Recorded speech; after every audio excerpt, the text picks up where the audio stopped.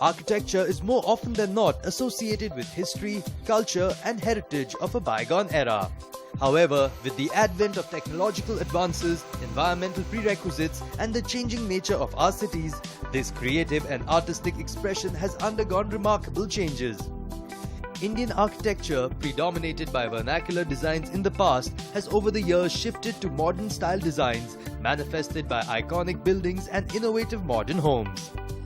To understand this ever-evolving phenomenon of architecture, a design talk was organized by Architecture Plus Design magazine and Cera, a leader in Indian bathroom solutions segment, where esteemed architects shared their experiences and thoughts on the future of architecture. It is indeed very purposeful that Architecture Plus Design and Cera have joined hands to hold this event this evening to dwell on the theme, Shaping Architecture. But before we get down to the presentations, we'd first like to honor architect Ole Baumann with a coveted award, the trophy and the citation of the coveted award, the Golden Award for Global Contribution in Architecture of the Architecture Plus Design and Cera Awards 2013. May I please request His Excellency Alphonsus Toilenga, architect Raj Rival, to kindly come and present the award. I would also request Mr. Suneet Paul, the Editor-in-Chief of Architecture Plus Design, and Mr. P.K. Shashidharan, Vice President Marketing of Cera, Mr. Piyush Sharma, CEO of Media Trends Asia India Private Limited, to please accompany them.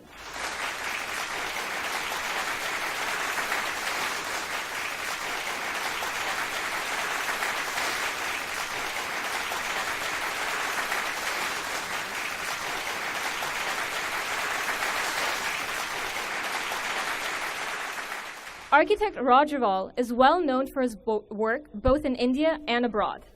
He is an associate of Royal Institute of British Architects and a fellow of the Indian Institute of Architects. He is also taught at the School of Planning and Architecture in Delhi and at the MIT Boston. Some of his landmark buildings include the Hall of Nations, Asian Games Village, and Visual Arts Institute campus at Rohtak, among others. Mr. Rival, if you could please come on stage and share a few words with us. We are passing through a very interesting phase in the world architectural scene where it's become, as they say, globalized. Now, it's also a very interesting period in the history of architecture, and I would say it's a period in which there's going to be more building in Asia than anywhere else in the world.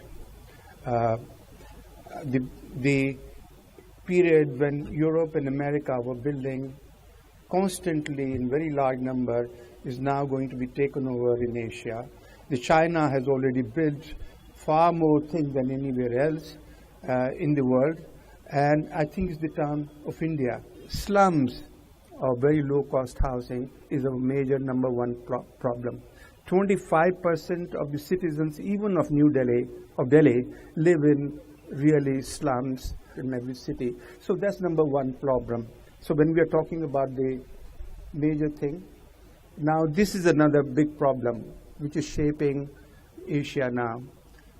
Terrible traffic jams, pollution, I think is a problem.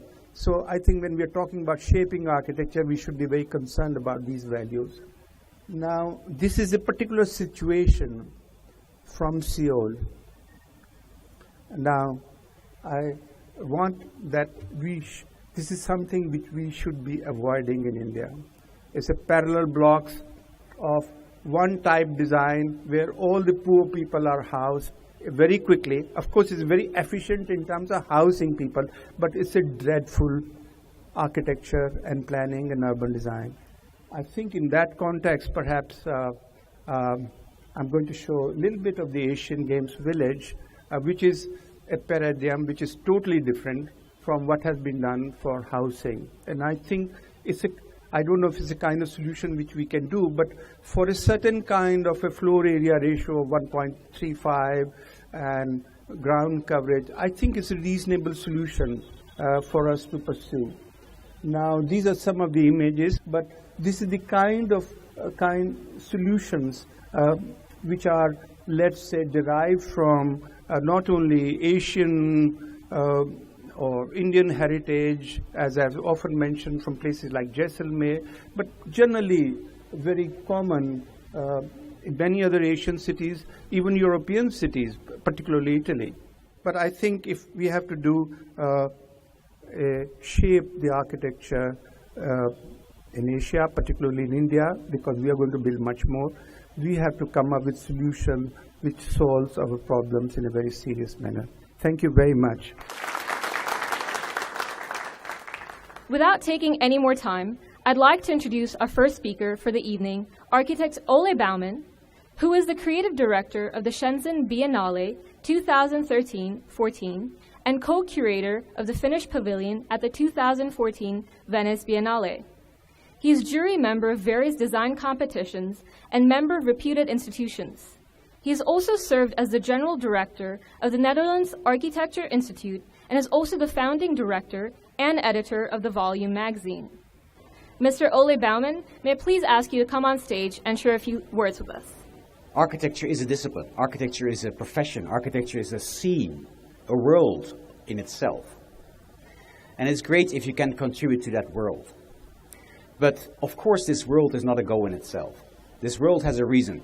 This world has a mandate. The people who practice architecture do have a purpose, a mandate to make better environments. And I would like to particularly highlight a specific practice that I think is very relevant to India, but it's relevant for architecture worldwide these days.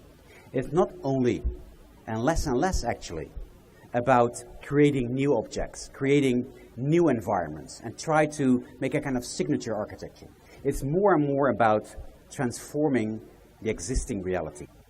So I came to India this time to moderate a debate in the city of Leh about the future and the transformation, as I promised you, the transformation of the old town of Leh. What to do with this magnificent small city.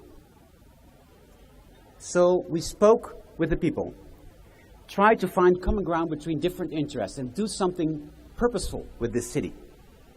So here you see how concrete can become an enemy to these local customs. When you think about the region, you think about the geography, some techniques in architecture that can be called universal do not apply to that local situation. Because this is how it should be done. It's almost handicraft. And this is how it should be done. To discuss with the people who live there, the inhabitants of the architecture, who should make sure, who should guarantee the long-term vibrancy, the long-term social fabric of that transformational process. So that's what we try to do on behalf of the Prins Claus Fund, the Dutch Prins Claus Fund, and some local organizations, together with the national heritage organizations, also a few people coming from Delhi, to discuss how to create that common page and how to create a strategy, to define a strategy to make something good for the future of the city of Leh. And ladies and gentlemen, once again, I'm very honored to receive the award tonight and to get the chance to celebrate it with you. Thank you very much. The objective is to involve architects.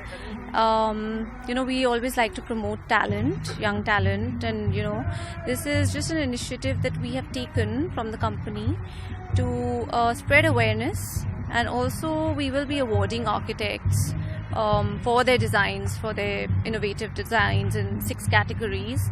So the awards function was held in Bangkok last year, and this year they plan to have it in Istanbul. Architecture dwells in every human being. So you can't really sort of segregate a human being from architecture.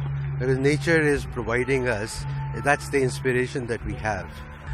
Architecture plus design, apart from being a pioneer in journalism and architecture, has also attempted to provide a platform for the diversity, to bring out the diversity in architecture.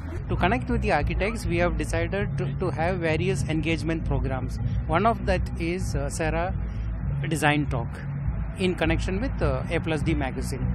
We also instituted last year Cera A+D Awards. This year we'll also be repeating that, and we will be having this for the years to come.